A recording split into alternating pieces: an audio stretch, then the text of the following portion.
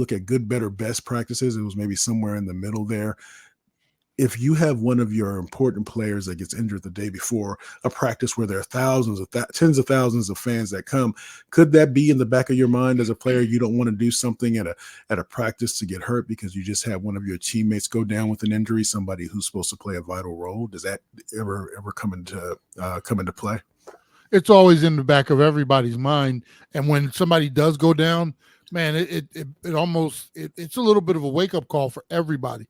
I remember Jay being on fields when a guy would go down, and we knew it was nasty, and he's laying out there, and they're talking about bringing the card out and stuff like that. You know how insensitive it is, bro. They'd be like, okay, let's move up 30 yards and just use the other part of the field. I've heard stories like that, so that is true. That they just say, all right, switch, turn, move over. Oh yeah, I mean, we would move the practice further up the field, leave that guy behind, and go into the other direction or whatever it was. And I mean, it was time to move on. We can't sit here and watch. I mean, if a guy was down, you're not going to sit there and watch it forever because the nature of the business and the beast is, hey, we got to move on. And without even knowing how bad he was hurt or anything like that. And a lot of times you knew, especially with the ACLs and stuff like that. But I mean, that's just the nature of the beast, man.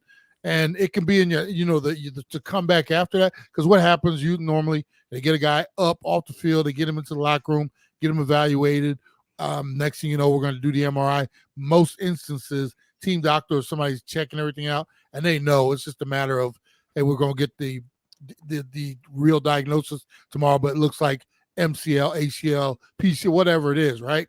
Mm-hmm. And, guys come through after because we got to finish our business.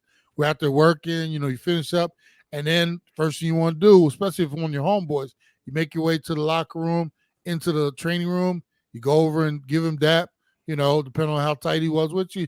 It might be a tear or two shed or whatever, and then, hey, we'll see you tomorrow or whenever,